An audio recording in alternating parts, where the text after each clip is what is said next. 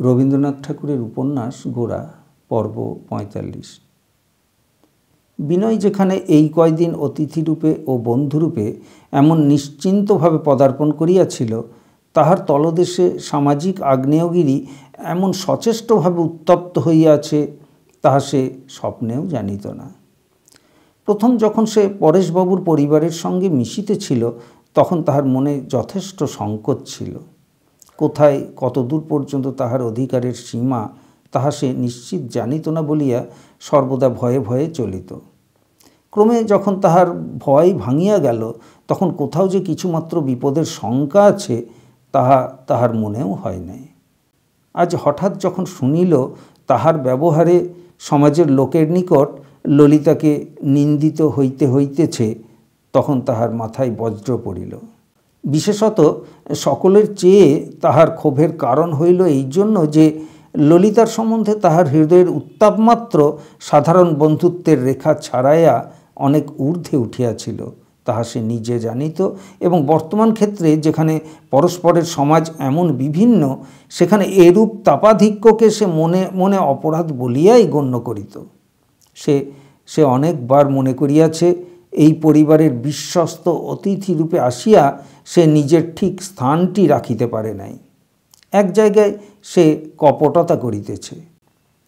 তাহার মনের ভাবটি এই পরিবারের লোকের কাছে ঠিকমতো প্রকাশ পাইলে তাহার পক্ষে লজ্জার কারণ হইবে।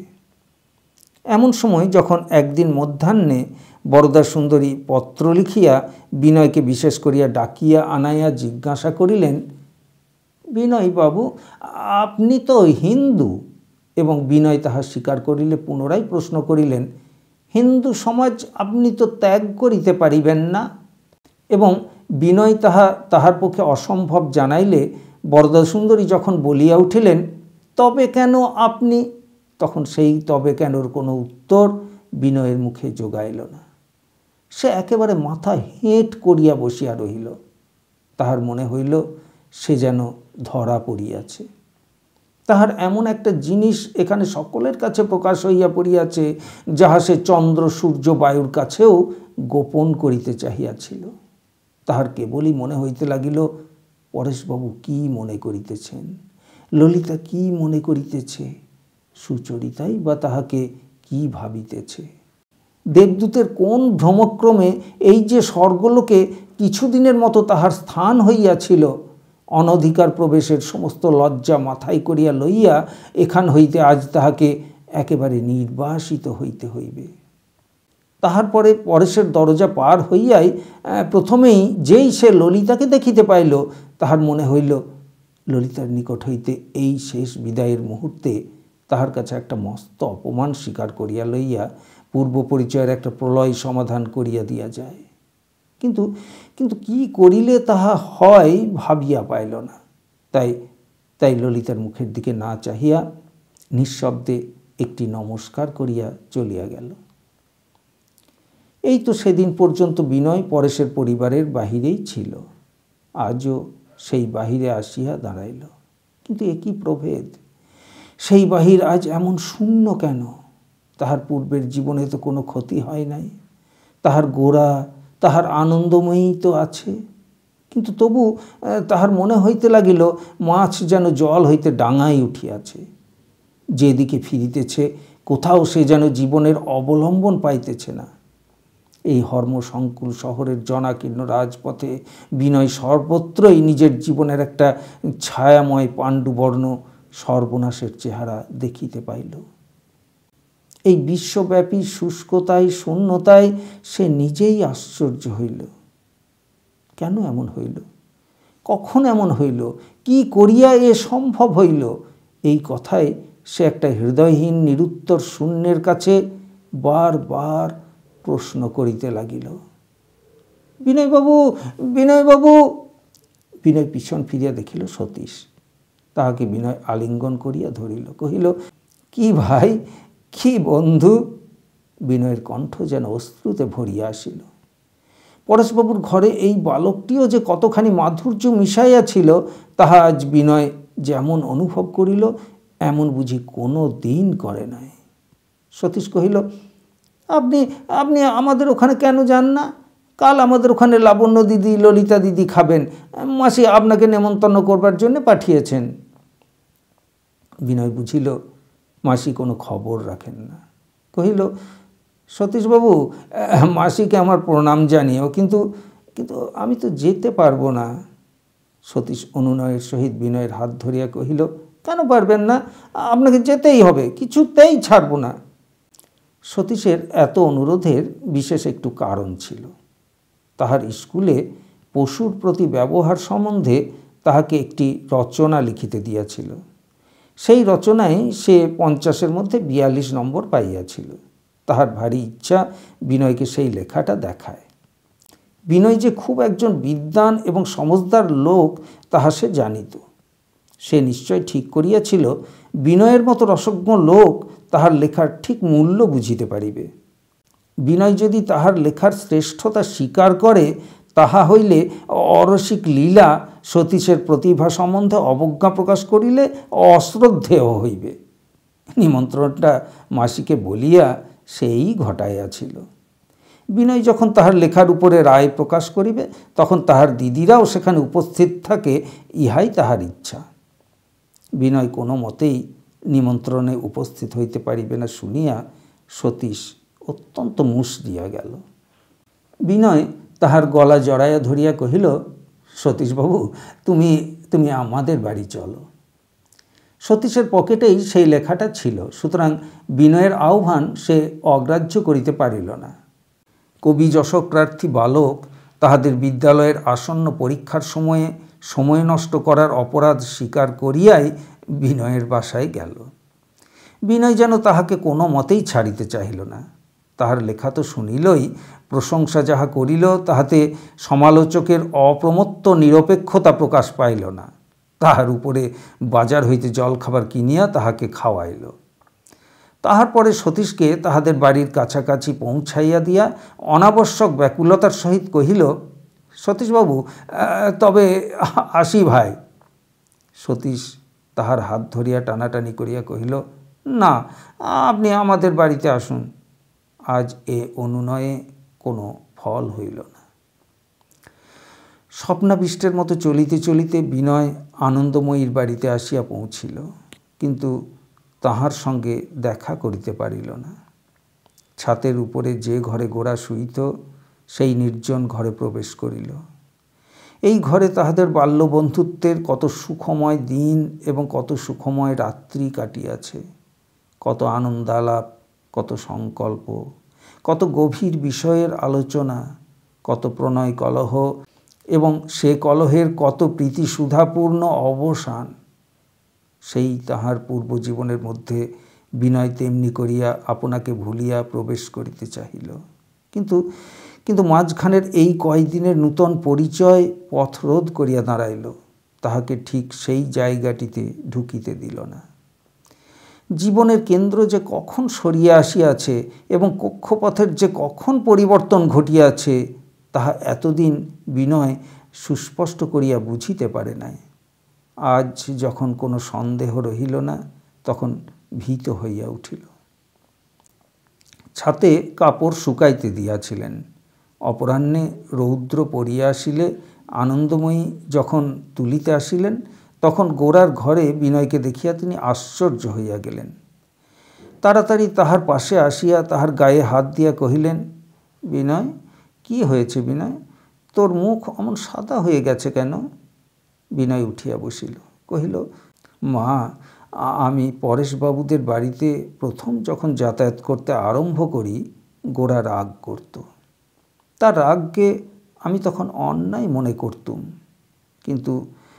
কিন্তু অন্যায় তার নয়, আমারই নির্বুদ্ধিতা। আনন্দময়ী একটুখানি হাসিয়া কহিলেন, তুই যে আমাদের খুব সুবুদ্ধি ছেলে তা আমি বলি নে, কিন্তু এক্ষেত্রে তোর বুদ্ধির দোষ কিসে প্রকাশ পেলে? বিনয় কহিল, মা, আমাদের সমাজ যে একেবারেই ভিন্ন, সে কথা আমি একেবারেই বিবেচনা করিনি। ওদের বন্ধুত্বে, ব্যবহারে, দৃষ্টান্তে আমার খুব আনন্দ এবং উপকার বোধ হচ্ছিল, তাতেই আমি আকৃষ্ট হয়েছিলাম। আর কোনো কথা যে চিন্তা করবার আছে এক মুহূর্তের জন্য সে আমার মনে উদয় হয়নি। আনন্দময়ী কহিলেন, তোর কথা শুনে এখনও তো আমার মনে উদয় হচ্ছে না। বিনয় কহিল, মা, তুমি জানো না, সমাজে আমি তাদের সম্বন্ধে ভারী একটা অশান্তি জাগিয়ে দিয়েছি।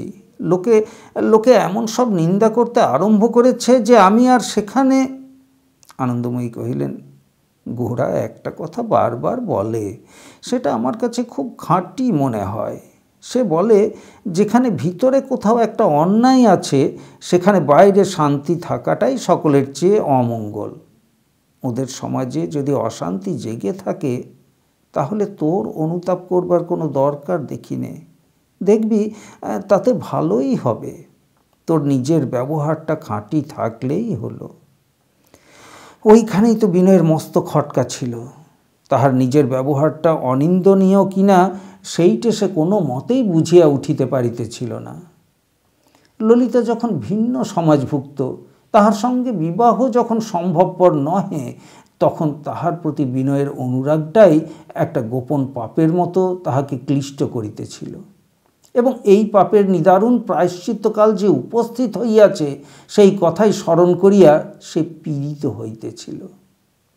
বিনয় হঠাৎ বলিয়া উঠিল, মা, শশীমুখীর সঙ্গে আমার বিবাহের যে প্রস্তাবটা হয়েছিল সেটা হয়ে চুকে গেলেই ভালো হতো। আমার যেখানে ঠিক জায়গা সেইখানেই কোনো মতে আমার বদ্ধ হয়ে থাকা উচিত। এমন হওয়া উচিত যে কিছুতেই সেখান থেকে আর নড়তে না পারি। আনন্দময়ী হাসিয়া কহিলেন, অর্থাৎ শশীমুখীকে তোর ঘরের বউ না করে তোরা ঘরের শিকল করতে চাস। শশীর কি সুখেরই কপাল। এমন সময় বেহারা আসিয়া খবর দিল, পরেশবাবুর বাড়ির 2 মেয়ে আসিয়াছেন। শুনিয়া বিনয়ের বুকের মধ্যে ধরাস করিয়া উঠিল। তাহার মনে হইল বিনয়কে সতর্ক করিয়া দিবার জন্য তাহারা আনন্দময়ীর কাছে নালিশ জানাইতে আসিয়াছে। সে একেবারে দাঁড়াইয়া উঠিয়া কহিল, আমি আমি যাই মা। আনন্দময়ী উঠিয়া দাঁড়াইয়া তাহার হাত ধরিয়া কহিলেন, একেবারে বাড়ি ছেড়ে যাস নে বিনয়, নিচের ঘরে একটু অপেক্ষা কর। নিচে যাইতে যাইতে বিনয় বারবার বলিতে লাগিল, এর তো কোনো দরকার ছিল না। যা হয়ে গেছে তা হয়ে গেছে, কিন্তু আমি তো মরে গেলেও আর সেখানে যেতুম না। অপরাধের শাস্তি আগুনের মতো যখন একবার জ্বলে ওঠে তখন অপরাধী দগ্ধ হয়ে মরলেও সেই শাস্তির আগুন যেন নিভতেই চায় না। একতলায় রাস্তার ধারে গোরার যে ঘর ছিল সেই ঘরে বিনয় যখন প্রবেশ করিতে যাইতেছে, এমন সময় মহিম তাহার ফিত উদরটিকে চাপকানের বোতাম বন্ধন হইতে মুক্তি দিতে দিতে আপিস হইতে বাড়ি ফিরিয়া আসিলেন। বিনয়ের হাত ধরিয়া কহিলেন, এই যে বিনয়, বেশ, আমি তোমাকেই খুঁজছি বলিয়া বিনয়কে গোরার ঘরের মধ্যে লইয়া গিয়া একটা চৌকিতে বসাইয়া নিজেও বসিলেন এবং পকেট হইতে ডিবা বাহির করিয়া বিনয়কে একটি পান খাইতে দিলেন। ওরে, তামাক নিয়ে আয় রে বলিয়া একটা হুঙ্কার দিয়া তিনি একেবারেই কাজের কথা পারিলেন। জিজ্ঞাসা করিলেন, সেই বিষয়টার কি স্থির হলো? আর তো দেখিলেন বিনয়ের ভাবখানা পূর্বের চেয়ে অনেকটা নরম। খুব যে একটা উৎসাহ তাহা নয় বটে, কিন্তু ফাঁকি দিয়া কোনো মতে কথাটাকে এড়াইবার চেষ্টাও দেখা যায় না। মহিম তখনই দিনক্ষণ একেবারে পাকা করিতে চান। বিনয় কহিল, গোরা ফিরে আসুক না। মহিম আশ্বস্ত হইয়া কহিলেন, সে তো আর দিন কয়েক আছে। বিনয়, কিছু জল খাবার আনতে বলে দিই, কি বলো? তোমার মুখ আজ ভারী শুকনো দেখাচ্ছে যে, কিছু অসুখ বিসুখ করেনি তো? জলখাবারের দায় হইতে বিনয় নিষ্কৃতি লাভ করিলে মহিম নিজের ক্ষুধা নিবৃত্তির অভিপ্রায়ে বাড়ির ভিতর গমন করিলেন। বিনয় গোরার টেবিলের উপর হইতে যে কোনো একখানা বই টানিয়া লইয়া পাতা উল্টাইতে লাগিল। তাহার পরে বই ফেলিয়া ঘরের এক ধার হইতে আর এক ধার পর্যন্ত পায়চারি করিতে লাগিল। বেহারা আসিয়া কহিল, মা ডাকছেন? বিনয় জিজ্ঞাসা করিল, কাকে ডাকছেন? বেহারা কহিল, আপনাকে। বিনয় জিজ্ঞাসা করিল, আর সকলে আছেন? বেহারা কহিল, আছেন। পরীক্ষা ঘরের মুখে ছাত্র যেমন করিয়া যায়, বিনয় তেমনি করিয়া উপরে চলিল। ঘরের দ্বারের কাছে আসিয়া একটু ইতস্তত করিতেই সুচরিতা পূর্বের মতোই তাহার সহজ সৌহার্দ্যের স্নিগ্ধ কণ্ঠে কহিল, বিনয়বাবু আসুন। সেই স্বর শুনিয়া বিনয়ের মনে হইল যেন সে একটা অপ্রত্যাশিত ধন পাইল। বিনয় ঘরে ঢুকিলে সুচরিতা এবং ললিতা তাহাকে দেখিয়া আশ্চর্য হইল। সে যে কত অকস্মাৎ কি কঠিন আঘাত পাইয়াছে তাহা এই অল্প সময়ের মধ্যে তাহার মুখে চিহ্নিত হইয়া গিয়াছে। যে সরস শ্যামল ক্ষেত্রের উপর দিয়া হঠাৎ কোথা হইতে পঙ্গপাল পড়িয়া চলিয়া গিয়াছে, বিনয়ের নিত্য সহাস্য মুখের সেই ক্ষেত্রের মতো চেহারা হইয়াছে। ললিতার মনে বেদনা এবং করুণার সঙ্গে একটু আনন্দের আভাসও দেখা দিল। অন্যদিন হইলে ললিতা সহসা বিনয়ের সঙ্গে কথা আরম্ভ করিত না। আজ যেমনি বিনয় ঘরে প্রবেশ করিল অমনি সে বলিয়া উঠিল, বিনয়বাবু আপনার সঙ্গে আমাদের একটা পরামর্শ আছে। বিনয়ের বুকে কে যেন হঠাৎ একটা শব্দভেদী আনন্দের বাণ ছুঁড়িয়া মারিল। সে উল্লাসে চকিত হইয়া উঠিল। তাহার বিবর্ণ ম্লান মুখে মুহূর্তেই দীপ্তির সঞ্চার হইল। ললিতা কহিল, আমরা কয় বোন মিলে একটি ছোটোখাটো মেয়ে স্কুল করতে চাই। বিনয় উৎসাহিত হইয়া উঠিয়া কহিল, মেয়ে স্কুল করা তো অনেক দিন থেকে আমার জীবনের একটা সংকল্প। ললিতা কহিল, আপনাকে এ বিষয়ে আমাদের সাহায্য করতে হবে। বিনয় কহিল, আমার দ্বারা যা হতে পারে তার কোনো ত্রুটি হবে না, আমাকে কি করতে হবে বলুন। ললিতা কহিল, আমরা ব্রাহ্ম বলে হিন্দু অভিভাবকেরা আমাদের বিশ্বাস করে না, এ বিষয়ে আপনাকে চেষ্টা দেখতে হবে। বিনয় উদ্দীপ্ত হইয়া উঠিয়া কহিল, আপনি কিচ্ছু ভয় করবেন না, আমি পারব। আনন্দময়ী কহিলেন, তা ও খুব পারবে, লোককে কথাই ভুলিয়ে বশ করতে ওর জুড়ি কেউ নেই। ললিতা কহিল, বিদ্যালয়ের কাজকর্ম যে নিয়মে যে রকম করে চালানো উচিত, সময় ভাগ করা, ক্লাস ভাগ করা, বই ঠিক করে দেওয়া, এ সমস্তই আপনাকে করে দিতে হবে। এ কাজটাও বিনয়ের পক্ষে শক্ত নহে, কিন্তু তাহার ধাঁধা লাগিয়া গেল। বরদা সুন্দরী তাহার মেয়েদের সহিত তাহাকে মিশিতে নিষেধ করিয়া দিয়াছেন এবং সমাজে তাহাদের বিরুদ্ধে আন্দোলন চলিতেছে, এ কথাটা কি ললিতা একেবারেই জানে না? এ স্থলে বিনয় যদি ললিতার অনুরোধ রাখিতে প্রতিশ্রুত হয় তবে সেটা অন্যায় এবং ললিতার পক্ষে অনিষ্টকর হইবে কি না, এই প্রশ্ন তাহাকে আঘাত করিতে লাগিল। এদিকে ললিতা যদি কোনো শুভকর্মে তাহার সাহায্য প্রার্থনা করে তবে সমস্ত চেষ্টা দিয়া সেই অনুরোধ পালন না করিবে এমন শক্তি বিনয়ের কোথায়? এ পক্ষে সুচরিতাও আশ্চর্য হইয়া গেছে। সে স্বপ্নেও মনে করে নাই ললিতা হঠাৎ এমন করিয়া বিনয়কে মেয়ে স্কুলের জন্য অনুরোধ করিবে। একে তো বিনয়কে লইয়া যথেষ্ট জটিলতার সৃষ্টি হইয়াছে, তাহার পরে এ আবার কি কাণ্ড? ললিতা জানিয়া শুনিয়া ইচ্ছাপূর্বক এই ব্যাপারটি ঘটাইয়া তুলিতে উদ্যত হইয়াছে দেখিয়া সুচরিতা ভীত হইয়া উঠিল।